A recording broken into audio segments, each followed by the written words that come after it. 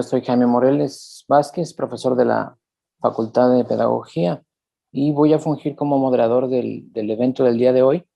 Maestra Marcela del Rocío Cernas García, actualmente labora en la Secretaría de Educación, es maestría en Derechos Humanos por la Universidad Autónoma de San Luis Potosí y licenciada en Psicología por esta Universidad de Colima.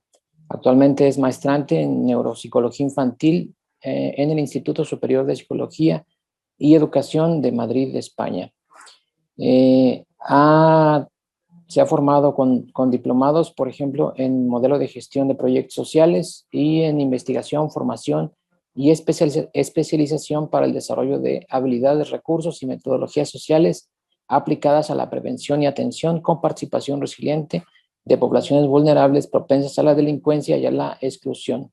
Además, se ha capacitado en estrategias para el tratamiento de TDA en niños y adolescentes y está certificada en diagnóstico del trastorno del espectro autista y capacitada en técnicas de intervención, prevención social, prevención y atención de la violencia de género y de las violencias contra las adolescencias, cultura de paz, justicia restaurativa y transformación de conflictos. Asimismo, ha realizado estancias académicas de investigación en la Facultad de Psicología de la UNAM y en la Facultad de Ciencias de la Educación de la Universidad de Colima, y en el extranjero en la Pontificia Universidad Javeriana en Colombia. También ha sido ponente con temáticas asociadas a derechos humanos con perspectiva de género, educación para la paz, prevención de la violencia desde la docencia y pensamiento crítico a través del arte. Justamente en 2015 publicó un artículo titulado El arte como herramienta para favorecer el pensamiento crítico en preescolares en la Revista Internacional de Educación y Aprendizaje.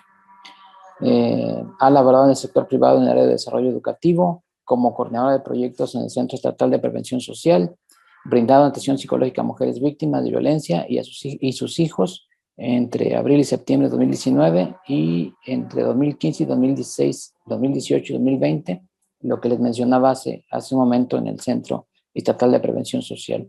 Como ustedes pueden observar en su semblanza, es una persona muy capacitada y que corresponde justamente a la charla de la que vamos a tratar hoy. Así que bienvenida, Marcela. Pues vamos entonces a comenzar.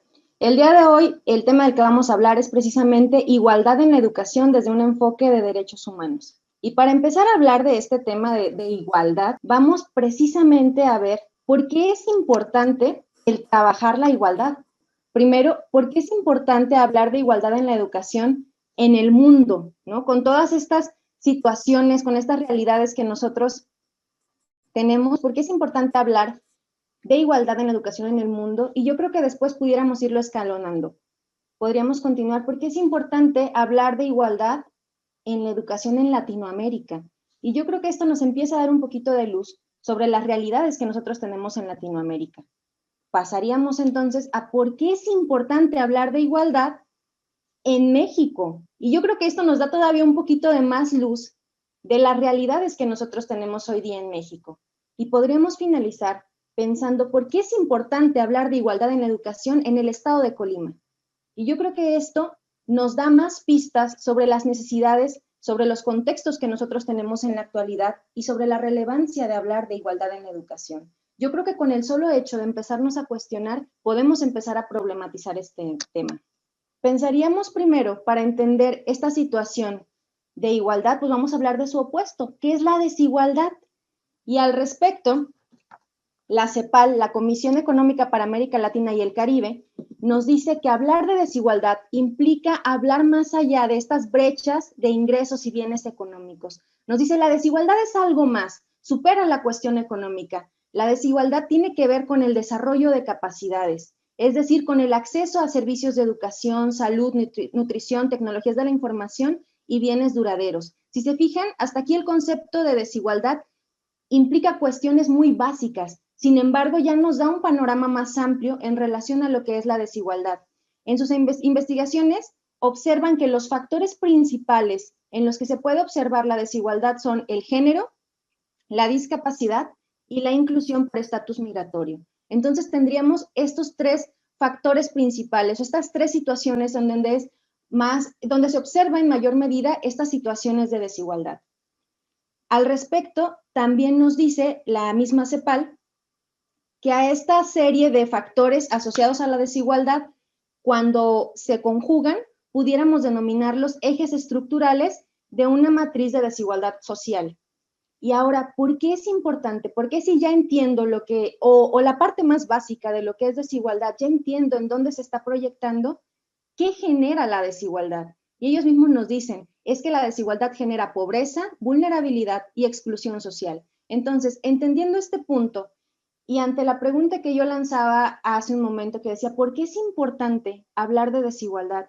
Y si yo entiendo el contexto en el que estamos, en donde precisamente hay pobreza, hay vulnerabilidad y hay exclusión social, cuando a mí me dicen, si tú trabajas con una educación que promueve la desigualdad, promueves precisamente estos factores que hoy día existen, de ahí la importancia. Es decir, yo no puedo estar promoviendo este tipo de situaciones que al final son formas también de violencia. Entonces, un trato igualitario promovería por el contrario el trabajo en esta serie de situaciones problema. Ahora, al respecto, uno de los factores que se mencionaba ahí era precisamente el género, ¿sí? Y yo creo que, y lo pongo como ejemplo porque creo que es un tema que ha sido más sonado, ¿sí? Entonces, en relación al género, nosotros podemos observar que muchas mujeres han dado múltiples aportes al desarrollo de la humanidad.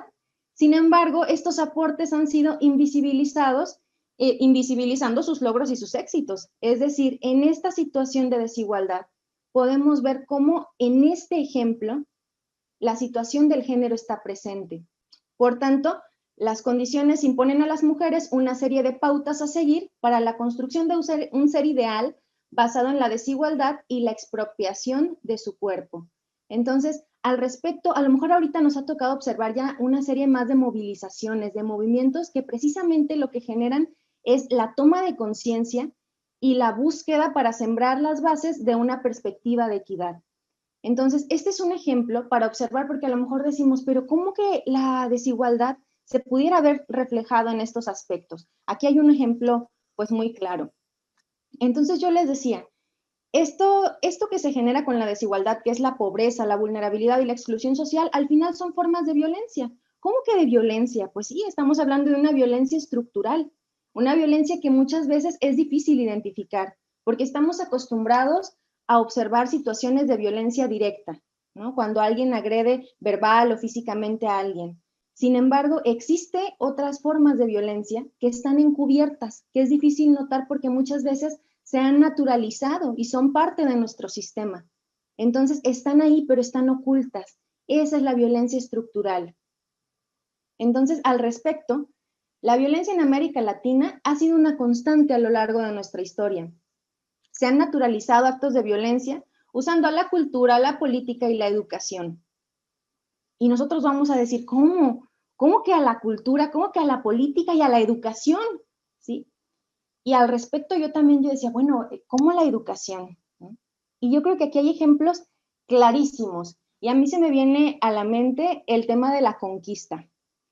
Yo no sé cuando ustedes estudiaron, pero en mi caso, cuando hablábamos de la conquista, de hecho el tema era el descubrimiento de América. Como si América antes de la conquista no hubiera existido. E incluso yo recuerdo que realizábamos ceremonias, hacíamos efemérides en relación a este tema, invisibilizando los hechos violentos que implicó. Y lo veíamos como un privilegio, ¿no? El haber sido conquistados, entonces nos llenó de conocimiento, nos trajo nuevas oportunidades, y no cómo estaríamos. Y si se fijan, es una forma de invisibilizar toda la violencia que esto implicó. Yo les decía, como si antes no tuviéramos conocimientos. Entonces, de estas maneras, la educación también ha contribuido a naturalizar estas narrativas, ¿sí? Estas narrativas de violencia, porque nos lo cuentan y yo decía, bueno, está bien, ¿no? Si no, ¿cómo estaríamos? Sin embargo, cuando lo analizamos de una manera crítica, decimos, oye, pero también nosotros teníamos conocimientos, también nosotros teníamos riqueza, y la conquista implicó una serie de violaciones, de homicidios, de una masacre. Entonces, tendríamos que analizar desde una forma crítica y empezar a ver cómo la educación entonces puede contribuir a fomentar estas formas de violencia y desigualdad. La violencia hoy día la podemos ver a través de los asesinatos, muerte, pobreza, exclusión social, entre otras, como resultado precisamente de esta violencia estructural que es encubierta. Y bueno, dirigiendo nuestra mirada específicamente al ámbito educativo, vamos a ver un ejemplo un poquito más concreto, ¿sí? Porque, bueno, podemos decir, bueno, sí, es que ahí sí es evidente, ¿no? En la parte de la conquista, pero también hay formas muy sutiles de encubrir estas formas de violencia y promover precisamente este tipo de acciones. Yo les voy a poner aquí un ejemplo, ¿sí? Si alcanzamos a ver las imágenes, ¿verdad? Fíjense, aquí hay unas letras pequeñitas que dice, une los objetos propios de cada niño, ¿sí? Ahí está. Entonces, la niña pues está dirigiéndose con los objetos que son una muñeca, un peine, una tacita de té, y el niño con juguetes como una pelota, el carrito, y a lo mejor este ejemplo ya lo hemos visto antes, ¿no? Ahorita les voy a decir por qué este ejemplo hoy día cobra en mí especial sentido. Al lado tenemos otra imagen que dice, une mediante una línea a la mamá con los objetos y al papá, con los objetos que usa y al papá con los objetos que usa él. Y ustedes ahí van a ver cuáles corresponden a cada uno. Entonces, yo había visto este tipo de ejemplos, pero para mí este ejemplo cobra especial realce porque estos trazos son míos. Este es mi cuaderno de preescolar, ¿sí? Y hace unos días mi mamá me lo regaló, empecé a observarlo y cuando vi los ejemplos, para mí fue impactante porque me di cuenta cómo a lo largo de mi historia he sido formada también con este tipo de estereotipos, de desigualdad, y entiendo el impacto que esto ha generado en mí, ¿sí? Entiendo por qué a veces el exponer ante este tipo de situaciones ya en la parte laboral genera en mí de repente inseguridad, temor, o he tenido que trabajarlo. Entiendo cómo si no fuera a lo mejor por una serie de factores externos como mi familia, como otros modelos educativos que me han ayudado a transformar estas creencias, a lo mejor yo no estaría el día de hoy aquí participando, ¿sí? Porque la educación ha contribuido precisamente a fomentar esta serie de desigualdades y pues nos vamos sintiendo más cómodos con aquello con lo que nos hemos ido formando. Si lo analizo de manera crítica, este es mi cuaderno de 3 años, primero de preescolar. Entonces, imagínate lo fuerte de estos mensajes. Imagínate el impacto que estos mensajes pueden generar precisamente en nuestras personas. Sin embargo, yo quise creer, dije, bueno, a lo mejor esto ya fue hace mucho tiempo, ¿no? A lo mejor hoy día la realidad es distinta y a lo mejor ya este tipo de situaciones se generan con menor frecuencia. Les dije, bueno, vamos a revisar también algunos textos. La intención aquí no es generar una idea catastrófica ni súper negativa, sino observarlo de una manera crítica y ver desde el ámbito educativo qué estamos ofreciendo y a veces sin darnos cuenta, porque yo les decía, hemos naturalizado una serie de hechos que promueven la violencia, que promueven la desigualdad y no nos damos cuenta porque está naturalizado. Entonces aquí la intención es observarlo desde una mirada crítica para poder problematizarlo. Al respecto, yo me puse a revisar los libros de texto que hoy día los niños utilizan y me encontré con esta presentación que a mí la verdad me generó mucho aliento, mucho ánimo, porque dice al principio, este libro de texto fue elaborado para cumplir con el anhelo compartido de que en el país se ofrezca una educación con equidad y calidad, en la que todos los alumnos aprendan sin importar su origen, condición personal, económica o social, y en la que se promueva una formación centrada en la dignidad humana, la solidaridad y el amor a la patria, el respeto y cuidado a la salud, así como la preservación del medio ambiente. Hasta ahí, la verdad es un texto que sí está orientado bajo este enfoque de derechos humanos. Entonces, cuando yo lo leí, dije, maravilloso, ¿sí? Sin embargo, antes de meterme a analizar ya el cuerpo del libro, hubo algo que se me hizo bien interesante. Dije, bueno, vamos a analizar las portadas, ¿no? ¿Cuál es el mensaje que enviamos? Porque ustedes saben que para un estudiante, para un niño que va a cargar esos libros durante todo un ciclo escolar, muchas veces las imágenes nos dicen más que 1000 palabras, dicen por ahí, ¿verdad? Entonces vamos a ver cuáles son los mensajes que emiten precisamente estas portadas. Hice una selección de los que más llamaron mi atención para compartirlos el día de hoy con ustedes. Este primero, que es primer grado, lengua materna español.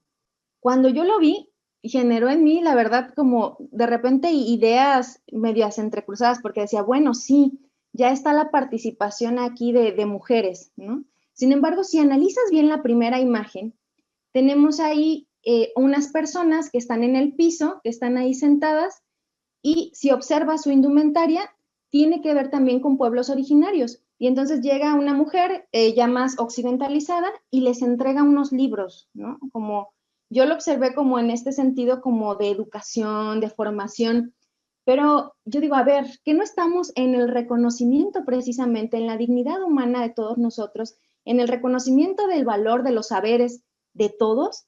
Entonces, si estamos reconociendo la riqueza de nuestra cultura, ¿qué está pasando con esto que nos transmite esta primera imagen? Que tiene que ver precisamente con esta, pues continuamos con la imposición de saberes, ¿no? Y de saberes occidentalizados. Entonces, esto está interesante porque si ustedes se fijan, nuestro propio concepto, cuando vemos a personas de pueblos originarios, que es de donde nosotros provenimos, tenemos ciertos estereotipos. Los niños tienen ciertos estereotipos. Y lo que pasa acá es que en lugar de tener un reconocimiento distinto, de valorar nuestra cultura, nuestra identidad, estamos observándolo de una manera opuesta. Ahora, portada número 2, segundo grado, conocimiento del medio. Si se fijan, aquí aparecen dos personas, dos hombres que están al parecer haciendo un pacto, ¿no? Entonces me llama mucho la atención también el rol que juegan las mujeres a los lados, bueno, no a los lados, a espaldas de ellos e incluso cargando la comida, acá el trigo. Entonces, eso me parece como una imagen interesante y a problematizar, ¿no? A ver qué está pasando con el rol que estamos promoviendo. Si estamos promoviendo la equidad, la dignidad, ¿qué está pasando acá con esto que nos transmiten las imágenes? Pasamos a la siguiente, que son lecturas tercer grado. Y esto me generó un poco de conflicto porque decía, a ver, tenemos muchas mujeres en la ciencia, muchas mujeres que, bueno, como comentábamos al principio, han sido invisibilizadas. Pero de verdad, en un libro de lecturas, poner a mujeres cargando una cesta y a otra cargando un ramo de flores, no pudiéramos tener ahí a precisamente estas mujeres que nos representan, estas mujeres en la ciencia. Necesitamos hoy día también modelos para todas las niñas, para todas las mujeres, de empoderamiento. Entonces, este tipo de modelos, la verdad, nos dan mucho que criticar desde esta parte del pensamiento crítico, ¿cierto? Ahora viene español tercer grado, repetimos, ¿no? Estos estereotipos. Acá está la maternidad y por otra parte también está este sentido de masculinidad como del proveedor, ¿no? Del que tiene que llevar. ¿Dónde está la parte emotiva para trabajar con los niños, con los estudiantes? Continuamos, historia quinto grado, ¿sí? Si se fijan, cuando yo veo el tema de la revolución, a mí me deja pensando, bueno, si se fijan, aquí los roles que enmarcan, está Emiliano Zapata y están otras personas cantando y tocando instrumentos, porque en realidad la que está cantando es la mujer que está acá en la esquina, una, y su rol aquí es cantar. Y yo digo, bueno, ¿y no hubo más mujeres en la Revolución Mexicana, con roles activos también? Mujeres que inspiren, que ayuden también a las niñas a decir, tú puedes hacer una revolución, tú puedes hacer transformación. Veamos entonces las imágenes y el impacto que esto puede generar en nosotros, porque yo te decía, son los libros que ellos van a cargar durante todo el ciclo, ¿no? Y que a lo mejor no de una manera directa, pero son mensajes indirectos también. Y por último, de estas portadas que a mí me llamaron la atención, esta que incluso me parece un tanto ofensiva, ¿no? Porque dice desafíos matemáticos cuarto grado y aparecen unas mujeres tendiendo la ropa. Yo trato de entender y traté de problematizar esto. Decía, bueno, estarán midiendo, pero no veo que estén midiendo, se están tendiendo. Entonces, ¿cuál es el desafío matemático? Entonces, creo que precisamente son estas series de imágenes, de mensajes indirectos que nosotros recibimos y decíamos, esto es nada más para empezar con la parte de portadas, como de las primeras imágenes o los primeros estímulos que nosotros tenemos y el impacto que pueden generar en nosotros. Entonces, al respecto, nosotros pudiéramos comentar. Para empezar, entender que nosotros hoy día no estamos en una situación de igualdad, ¿sí? Y aquí abordamos algunos temas como el género, por ejemplo, pero ¿qué pasaba también con la discapacidad? ¿Sí? porque yo trabajo precisamente en la parte de educación especial en una USAED, y cuando yo veo el trabajo en la discapacidad para trabajar en esta promoción de igualdad, pareciera todavía muy complicado, porque tenemos a nuestros estudiantes siendo partícipes del grupo, más no incluidos, es decir, están integrados, más no incluidos, ¿sí? Y no es broma, pero muchas veces en algunas ocasiones están dentro del salón, pero tienen una mesita aparte. A mí me ha tocado verlos en una mesita aparte. Entonces, tenemos ahí un reto grandísimo. Y no estoy diciendo que los docentes sean malas personas, ni mucho menos. A lo mejor tiene que ver precisamente con que no sabemos cómo hacerle, ¿no? ¿Cómo yo trabajo bajo este enfoque para no promover la desigualdad? ¿Sí? Quiero ayudarte, pero a lo mejor no sé cómo. ¿Sí? Primero es identificar y hacer conciencia de que esto no está promoviendo la igualdad, por el contrario, aunque te tenga en el salón, aunque estés con los demás niños, eso no quiere decir que estés incluido. Entonces, para empezar, reconozcamos que estamos en situaciones de desigualdad. Y entonces, puse aquí abajo esta imagen que yo creo que ya muchos hemos visto, ¿no? Si partimos de que estamos en una realidad de desigualdad y yo les doy a todas las personas el mismo escalón, como está en la primera imagen, igualdad, les voy a dar a todos lo mismo, lo que generaría ahí sería mayor desigualdad, porque a lo mejor esta pequeñita no necesita lo mismo que lo que ocupa la persona de la derecha, ¿no? Entonces, mi intento de igualdad propiciaría desigualdad. Entonces, en este sentido, yo creo que si bien nuestro objetivo es llegar a algún momento a tener igualdad, tendríamos que empezar a trabajar con la equidad, es decir, dar a cada quien de acuerdo a lo que necesita, ¿sí? Y al respecto, De la Cruz nos menciona precisamente esto. Tratar igual a los desiguales promueve la desigualdad. Es por eso que necesitamos realizar acciones compensatorias que realicen la simple igualdad, que rebasen, perdón, la simple igualdad. En este sentido, si yo tengo a mi grupo, si yo tengo a mis estudiantes y yo identifico primero que existen estas situaciones de desigualdad, ¿cuáles serían mis acciones compensatorias para promover la equidad?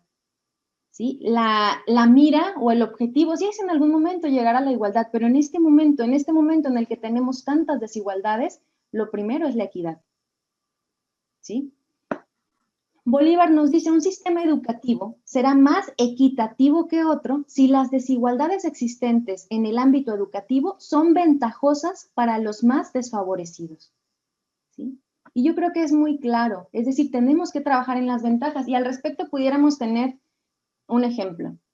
¿Qué pasaría si nuestro sistema dijera, ¿sabes qué? Vamos a darles becas a todos los estudiantes. Todos los estudiantes van a tener una beca económica.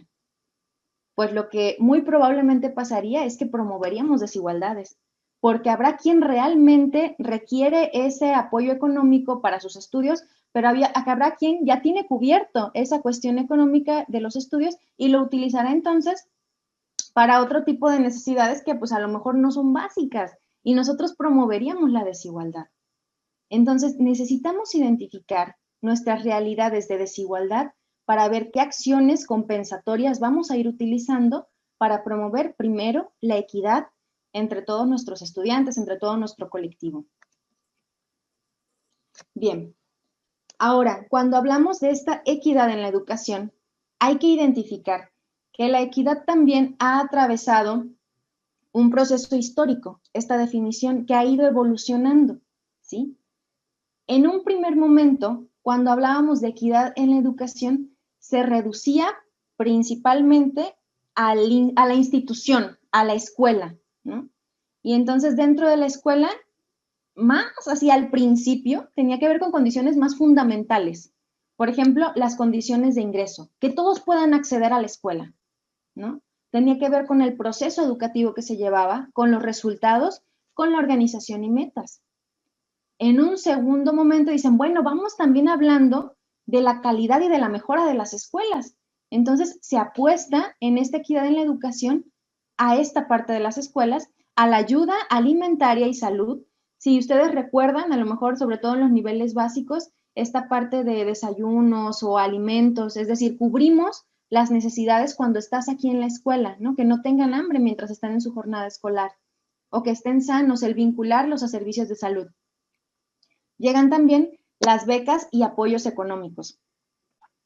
Si nos fijamos, esto es una forma de evolución de la equidad en la educación.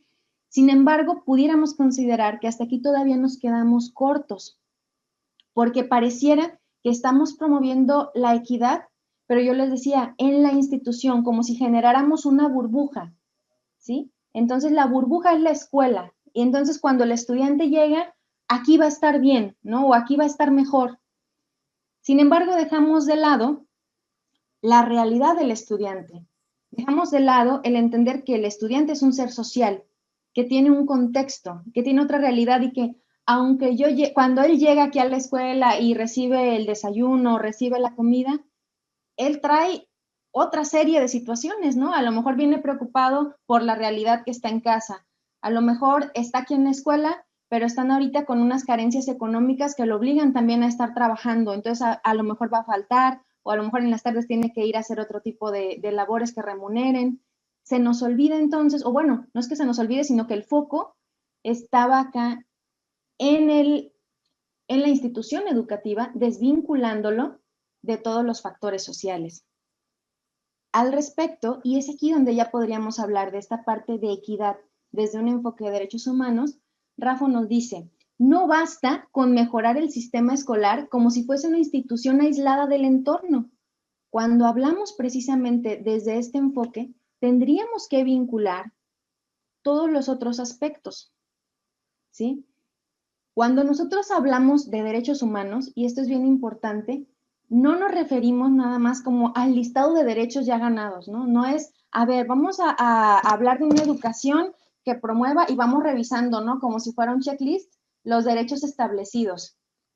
El enfoque de derechos humanos, y para empezar, vamos al origen.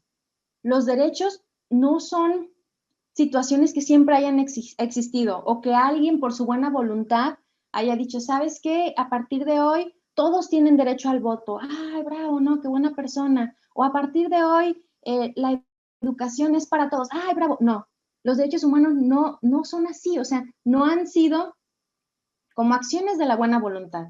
Los derechos humanos son conquistas generadas a través de la movilización social. Entonces, cuando yo hablo de promover la equidad con un enfoque de derechos humanos, hablo precisamente de hacer demandas, de movilizarnos hacia aquello que es justo, hacia aquello que es digno, ¿sí? Entonces, Rafa nos dice, esta serie de acciones tendrían que estar presentes en la promoción de la equidad desde este enfoque de derechos humanos. Número uno, sí, la escuela, como ya lo veíamos anteriormente. La escuela tiene que promover y tiene que tomar en cuenta esta serie de acciones que promuevan la equidad. Lo otro que tenemos que tomar en cuenta es las carencias económicas, entender nuestros contextos, las realidades en las que nosotros estamos laborando, ¿sí? No solamente de los estudiantes, también de nosotros como docentes, también, o sea, entender todo el contexto en general del Estado, ¿sí? Entender también realidades como lo son el desempleo. A mí me ha tocado ver muchas veces en secundaria chicos que ya no quieren continuar estudiando porque no existe una motivación, porque dicen, ¿y para qué? Entonces, entender que eso también es fundamental. Si no existe motivación, si no existe un para qué, será difícil que nosotros logremos los resultados esperados en los procesos educativos. Otro factor es la salud, ¿sí? Yo creo que es un tema que hoy día nos queda clarísimo, ¿sí? Con esta realidad que nos ha tocado experimentar, el tema de la salud tendríamos que estarlo cuidando también en esta promoción de la equidad. El otro es el contexto familiar, entender o tratar de conocer un poquito más cuáles son los contextos de los que participan nuestros estudiantes, las realidades que ellos enfrentan, porque eso influye, eso impacta y eso pudiera generar también una situación de desigualdad en el grupo, porque yo puedo decir, es que a ver, a todos los estudiantes les estoy dando la misma clase, el mismo contenido, porque unos los aprovechan y otros no. Bueno, porque también tienen contextos distintos, ¿no? Cada uno tiene un contexto diferente. Entonces, entender también el contexto familiar. Abordar en este tema de equidad también el tema de adicciones y de violencia, que eran los que nosotros ya abordábamos. ¿sí? Entonces, el identificar precisamente estos hechos de la violencia que a veces se encubre, de la violencia que es estructural, ponerles nombre, ¿no? Y decirles, ¿sabes qué? Podemos hacer algo, porque desde nuestras realidades nosotros podemos. Para eso nos sirve el hacer conciencia, para poder generar acciones. Y más adelantito vamos a empezar a ver cuáles serían las estrategias que nos pudieran ayudar para atender precisamente estas situaciones.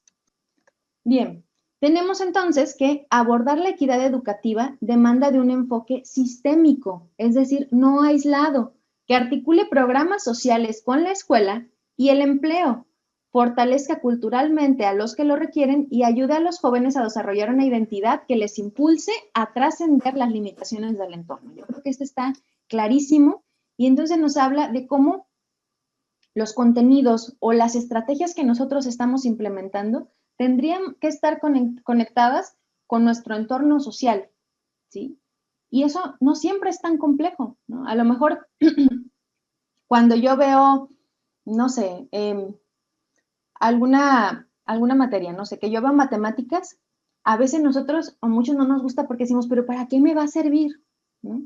Sin embargo, cuando yo le doy un sentido, cuando yo digo, bueno, es que si tú trabajas con esta serie de operaciones, pudieras ayudarnos a resolver tal problema social que hoy día experimentamos, híjole, eso cobra importancia. Entonces esto me motiva y entonces lo que yo hago tiene sentido. Entonces, esta es la invitación, a trabajarlo de manera articulada. Al respecto, y precisamente para decir, ¿cómo lo hacemos? ¿Cómo yo puedo promover este enfoque de equidad desde la educación? Hay diferentes propuestas. A mí esta es una propuesta que la verdad me gusta mucho y que creo que puede ser muy rica para trabajar estos temas, y es la educación para la paz. No sé si ustedes ya han escuchado un poquito, porque esta es toda una pedagogía que tiene su propia filosofía, ¿sí? La educación para la paz, y en este caso, educación para la paz en América Latina, porque así es como se denomina esta parte, esta pedagogía, es una construcción histórica. Surge de forma paralela a los sistemas de educación desde los sectores marginados y expone la tarea que la educación y la escuela deben de asumir como tareas propias y se resume en poner al descubierto las violencias y hacer acciones concretas para transformarlas. Entonces, la educación para la paz tiene sus estrategias. Y bueno, aquí vamos a hablar un poquito precisamente de estas estrategias que nos pueden llevar a promover esta cultura de equidad, ¿sí? Que nos ayuda a la educación para la paz. La primera es el análisis crítico de la realidad. ¿Qué es el análisis crítico? Precisamente esto que estamos nosotros realizando ahorita, el observar la realidad que tenemos y problematizarla, ¿sí? Ver cómo está impactando estas acciones o este material que nosotros veíamos hace un momento, cómo impacta, ¿sí?, en nuestras formas de pensar y para poder plantear entonces estrategias de intervención o modificaciones. Otra de las estrategias es el trato personal y colectivo, no masificado. Y eso a veces es un poco complejo porque no sé si les pasa, pero a veces nuestros grupos son grupos muy numerosos. Entonces, cuando tratamos de hacer este trabajo colectivo, es complicado, es diferente. Es diferente cuando hablamos para las masas, es decir, para el conjunto, cuando mis temas son homogéneos, es decir, les doy lo mismo y no identifico que tengo una diversidad en donde no puedo dar lo mismo, ¿verdad?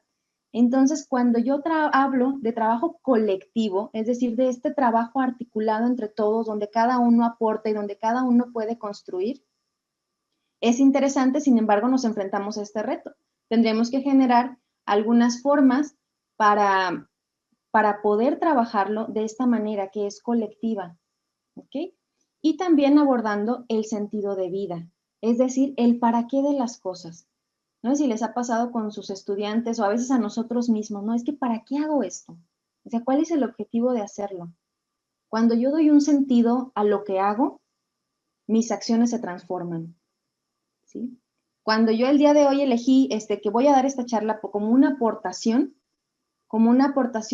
para concientizar, sensibilizar, mis acciones se transforman. Cuando tú como docente dices, ¿sabes qué? Voy a dar este tema porque creo que puede impactar en la realidad que viven mis estudiantes, tus acciones se transforman, ¿sí? Tus prácticas cambian. Entonces, tener un sentido de vida, un para qué de lo que hago. Otro es la búsqueda y construcción de la justicia y libertad. A veces decimos, no, es que sabes que yo no me quiero meter en problemas, ¿no?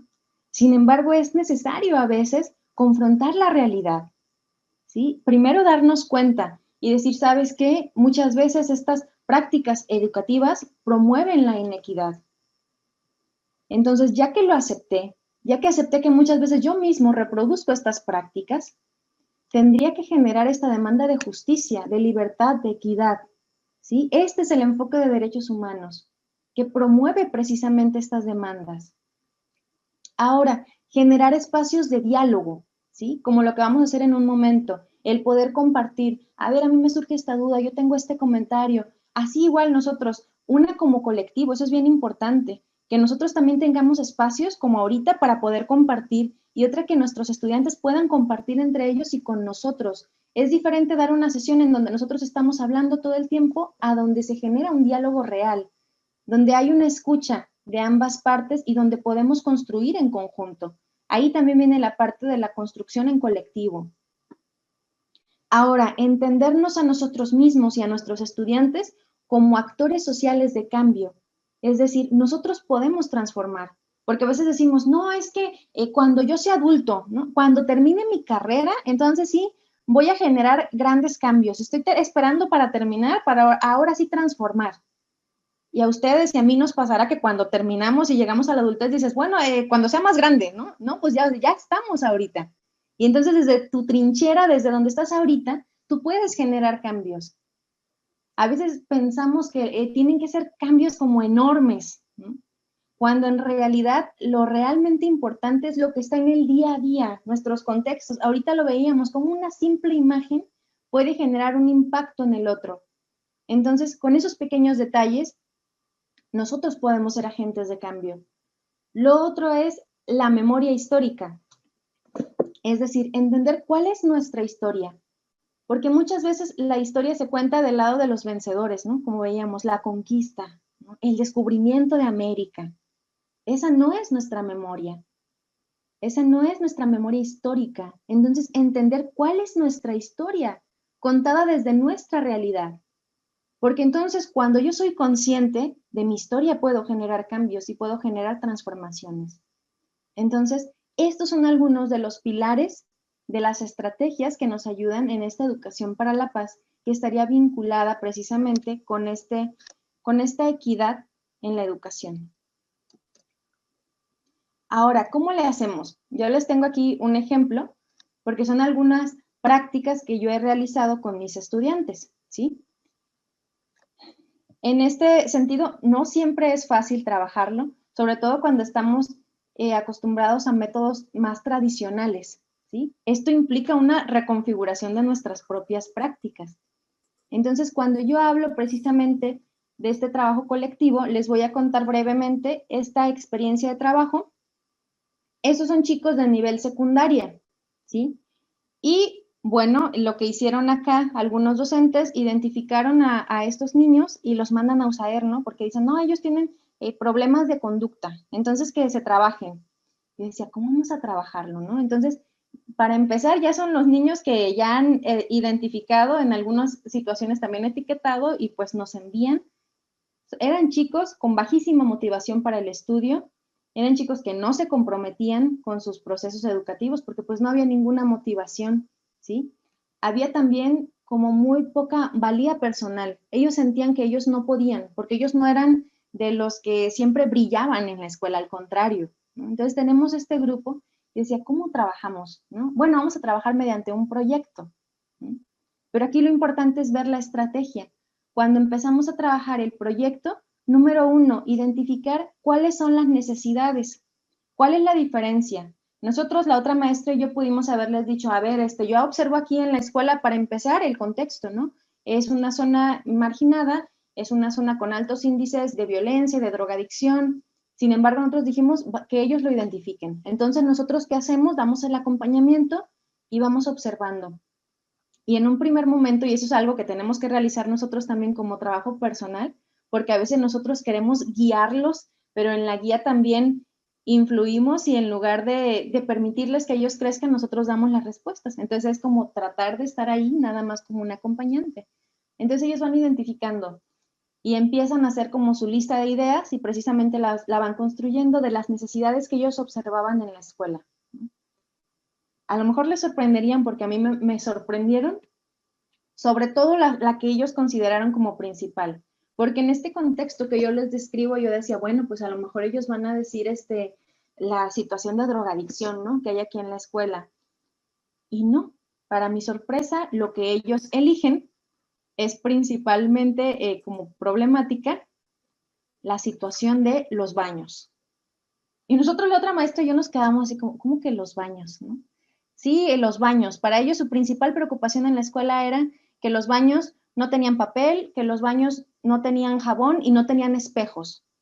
Entonces nosotros al principio dijimos, sí, ¿no? Y yo a lo mejor dije, ay, a lo mejor los debí de haber orientado un poquito más para que identificaran otras cuestiones. Pero dijimos, bueno, vamos hablando con lo que ellos identifican y a partir de ahí vamos a construyendo algo. Entonces, ese fue el proyecto con el que empezamos a trabajar, el tema de los baños. Yo después entendí por qué ese tema era tan preocupante para ellos. Número uno, los baños son el lugar de encuentro para los estudiantes, ¿sí? Muchas veces cuando ellos salen, ahí es donde interactúan con otros estudiantes. Ahora, estamos hablando también de condiciones de dignidad. El decir, no tengo ni papel, no tengo jabón, o sea, es una cuestión de dignidad también. Entonces, no tengo cuestiones básicas. Entonces, ellos estaban demandando cuestiones que de su perspectiva, claro que tenían un enfoque de derechos humanos. O sea, es nuestro lugar de encuentro y es un lugar que es indigno y es un lugar que tiene muchas carencias. Nos quitaron hasta nuestros espejos, ¿no? Cuando ustedes saben que en la adolescencia la imagen personal es importante. Entonces, lo que ellos hicieron fue muy interesante. Encuentran entonces cuál es la problemática con la que les gustaría empezar a trabajar. Y entonces decimos, bueno, ¿y ahora cómo le hacemos? ¿Cómo empezamos a intervenir en esta situación? Y fue muy interesante porque en un principio a lo mejor ellos no veían, ¿no? Entonces nosotros empezamos, no veían como alternativas. Empezamos a proponer cosas y al final ellos se soltaron y ellos construyeron sus propias estrategias. Ellos nos decían, no, podemos hacer carteles con graffiti, podemos decir de cuida el agua, podemos hacer de este espacio es nuestro. Bueno, empezamos a construir carteles. Y un día nos dicen, maestra, ¿sabes qué? Nosotros queremos limpiar los baños. Y estamos hablando de los chicos que habían sido excluidos. Son los chicos que estaban ahí catalogados con mala conducta, bueno, en realidad como problemas de conducta. Y entonces ellos comprometidos dicen, queremos lavar los baños, queremos quitar el graffiti. Y nosotros, wow, ¿no? Sin embargo, cuando uno trabaja precisamente como apoyando este tipo de proyectos desde un enfoque, pues sí, menos tradicional, pues tienes que entrarle también. Entonces dijimos, pues vamos a lavar los baños, ¿no? Y nos fuimos la otra maestra y yo y lavamos los baños y generamos un ambiente que para ellos era mucho más agradable. Ellos se dieron cuenta que podían hacerlo y luego decíamos, oigan, ¿y cómo resolvemos la cuestión de lo del papel de baño y el jabón? Pues vamos gestionando. Los chicos aprendieron a gestionar. ¿A quién lo gestionaron? Al director de la escuela. Y él les dice, ok, generemos un acuerdo. Ustedes promuevan el cuidado del material y nosotros lo vamos a tener ahí. Entonces los chicos se sintieron como su gran logro y fue un gran logro. Generaron un espacio más digno. Y ellos decían, queremos espejos. Bueno, ¿y cómo le hacemos? Y ellos dijeron, no, pues vamos a hacer una colecta con todos los compañeros y vamos a poner espejos. Estos chicos cambiaron, desarrollaron habilidades personales, habilidades de liderazgo, de empoderamiento. Esto es lo que puede generar una estrategia de educación para la paz. Y si se fijan, son acciones sencillas, acciones que nosotros podemos ir aplicando en cualquiera de nuestros entornos. Aquí lo importante es dotar de sentido a lo que hacemos, tratarnos desde un enfoque de dignidad. Cuando nosotros promovemos esto, claro que promovemos la equidad, y no es fácil porque tenemos que contemplar estas situaciones de desigualdad que ya existen. Entonces, ante estas situaciones de desigualdad de las que yo soy consciente, ¿cuáles son mis propuestas? ¿Sí? Y bueno, de manera general, este sería un contexto de precisamente esta charla que tiene que ver con la equidad y para una futura igualdad en el ámbito educativo. Hay dos preguntas específicas en el chat, que es la forma en que las vamos a recuperar en este cierre, que nos faltan 11 minutos, 10 ahora, y algunos comentarios. Te voy a decir los comentarios y ya tú decides si los abordas en tu cierre. Se hizo una especie de debate respecto a los ejemplos de las portadas, porque se debatía sobre la intención del artista, la intención de quien diseña las portadas, y luego en otro asunto relativo a la conciencia sobre la desigualdad, sobre este tipo de situaciones, alguien decía que son ejercicios para el pensamiento crítico, escenarios para promover el pensamiento crítico. Alguien hablaba de la experiencia de su hijo con esos textos y que no recuerda que la maestra haya promovido un ejercicio de reflexión como el que nos expusiste. Y también hay ejemplos de profesoras que mencionan que la contingencia ocasionada por la pandemia pues, nos permitió pues, ser más conscientes del entorno precario de los estudiantes por medio de las videollamadas, de la necesidad de establecer alianzas entre actores educativos para actuar y visibilizar estas situaciones y actuar. Bueno, esos son de manera muy gruesa los comentarios de lo que escribieron algunas de las más de 200 personas que están ahora en línea. Y las dos preguntas de manera específica son, una se refiere a este último ejercicio que presentaste, que es, alguien pregunta que si es una materia en especial para esos temas o se toma el tiempo de otra materia. Esa es la pregunta. Y antes, cuando estabas hablando de los ejemplos de ser conscientes, reflexionar sobre las situaciones de desigualdad, alguien mencionaba que en el nivel superior es más complicado porque no se tiene esta interacción con la familia o con los actores del hogar de las estudiantes, y pregunta cómo se puede conocer sobre los aspectos de la vida de los estudiantes sin invadir, sin ser invasivos, sin ser invasivas con su privacidad.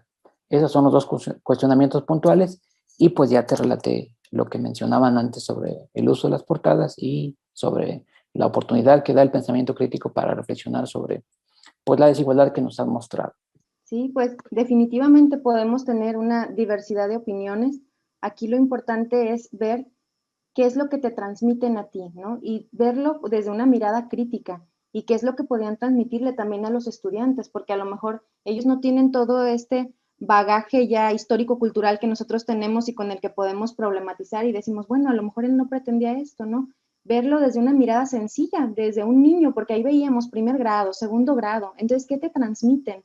¿No? A mí en lo personal había algunas que hasta me asustaban, cuando yo las veía me parecían como un tanto agresivas, ¿no? Entonces, analizarlo desde su mirada, qué es la información, cuál es la información que me transmiten, pensándola desde su perspectiva, porque al final esta es la manera en la que nosotros tendríamos que trabajar, no desde mis realidades, porque tendremos que reconocer que también nosotros estamos en realidades de privilegios, ¿sí? ¿Qué quiere decir esto? Y voy a poner mi propio ejemplo, ¿no? Aunque muchos estudiantes estábamos en mi secundaria, ¿por qué algunos sí pudieron estudiar carreras profesionales y otros no? Bueno, a lo mejor nosotros teníamos una serie de privilegios que a veces no identificamos. A lo mejor las situaciones, las condiciones económicas, el apoyo institucional, o sea, puede haber una serie de situaciones que nos llevan precisamente a estos privilegios y es importante reconocerlos y reconocer las desigualdades en las que los otros se encuentran. Ahora, en relación a las preguntas, esta no era una materia especial. De hecho, es bien difícil trabajar en educación especial en USAER en el tema de las secundarias, porque yo creo que pasa lo mismo que acá en media superior y superior, que son varios maestros, cada uno con una materia diferente, intervienen en momentos distintos. Entonces, es complicado generar como un espacio donde podamos reunirnos todos, ¿no? O con estos estudiantes que ya identificamos. Entonces, y más cuando solo vamos un día a la semana, en mi caso, ¿no? A la escuelita. Entonces, aunque fue, pues, más que una materia, fue una intervención donde generamos un proyecto, porque no es una materia, porque es la parte de psicología y educación especial.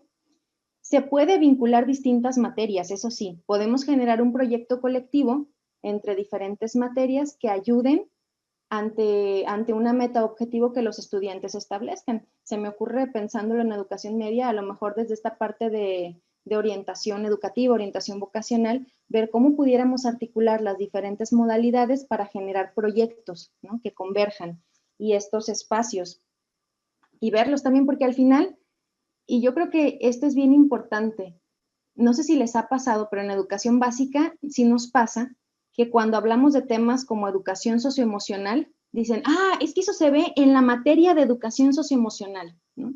Entonces, cuando tocan temas como la dignidad, como valores, yo que soy de matemáticas, no puedo verlo, o no puedo verlo en mi materia ahorita de matemáticas o de español, eso le tocará a socioemocional, cuando en realidad estas son estrategias o acciones que tendrían que ser transversales a todas las modalidades. Es decir, desde cualquier modalidad yo puedo promover la equidad, yo puedo hablar de educación para la paz, desde cualquier modalidad, porque lo que estoy trabajando aquí es precisamente con esta pedagogía. Entonces yo puedo direccionar incluso mis materias de inglés, incluso todas estas materias yo las puedo direccionar para hablar de educación para la paz, para hablar de equidad. Yo puedo utilizar algún tema que debatamos, que problematicemos, y entonces lo estoy haciendo, no sé, ahorita que hablé de inglés, lo estoy haciendo en inglés, pero estamos debatiendo un problema que está en nuestro contexto, que está en nuestra realidad, que es atractivo para los estudiantes, ¿sí? Porque a veces tenemos contenidos que la verdad nosotros como estudiantes no identificamos útiles, no nos motivan. Sin embargo, cuando yo hablo de esta realidad, cuando yo hablo de cosas que hasta nosotros como profesores nos duelen y en las que no quisiéramos meternos, situaciones de desaparecidos, de homicidios, son las situaciones que a los estudiantes les preocupa, es lo que les angustia. Cuando yo problematizo esos temas o otros temas con los que a lo mejor nos sintamos más cómodos, que podamos ir problematizando, que tengan que ver con equidad, con el empoderamiento, eso es atractivo. Y ahí entonces podemos generar desde nuestras disciplinas estas incidencias. Ahora, ¿cómo podemos conocer estos aspectos de los estudiantes sin ser invasivos? Tiene que ver precisamente con estas estrategias de encuentro, ¿sí? Y tiene que ver hasta la manera en la que nuestra aula está organizada. Generalmente tenemos este modelo tradicional en el que está el docente y está la fila de estudiantes, y entonces yo, desde donde estoy, como figura de autoridad, me dirijo a ellos, ¿no? ¿Qué pasaría si en el ejemplo en el que estábamos acá nos sentamos todos juntos y empezamos a hablar de otro tema? No sé, empezamos a hablar del clima en Colima y empezamos a dialogar, ¿no? Y entonces, oye, ¿y tú has ido a algún otro lugar en donde el clima sea diferente? No, pues que sí. ¿Y tú qué has hecho? O sea, y empezamos entonces a generar este ambiente de diálogo. Más allá de nuestro modelo tradicional de enseñanza, empezamos a generar precisamente este tipo de acciones nos van a permitir conocerlos sin ser invasivos. Y los estudiantes, en la medida en la que van tomando confianza, se animan ellos mismos a contártelo, ¿sí? O incluso van a buscar espacios para acercarse a ti, ¿no? A lo mejor en tu camino en el receso te los vas a encontrar y se van a acercar, ¿no? Tú los escuchas, ¿sí? A veces ellos no buscan siempre consejos, de hecho generalmente no buscan consejos, ellos buscan ser escuchados. Entonces, cuando tú escuchas, cuando tú orientas y entonces después, cuando tú quieres abordar ese tema, lo puedes hacer sin ser directo, ¿no? A lo mejor con alguna estrategia, con alguna actividad, llegas a ellos y das respuesta a estos cuestionamientos que ellos tienen. Bueno, solamente nos resta agradecer a quienes siguieron la conferencia, agradecerte, Marcela del Rocío, por tu participación comprometida y por convocarnos a ser actores de cambio en este escenario que parece ser muy desafiante y que además nos exhorta a ser todavía más comprometidos como educadores y educadoras. Entonces, es una constancia que otorga la Universidad de Colima a Marcela del Rocío Cernas García por impartir la charla Igualdad en la Educación desde un enfoque de derechos humanos, que es parte del seminario Recursos y Habilidades Transversales para la Docencia, como parte de las jornadas académicas de 2021, firmada por la doctora Marta Eugenia Chávez González, y que seguramente en algún momento te entregaremos físicamente.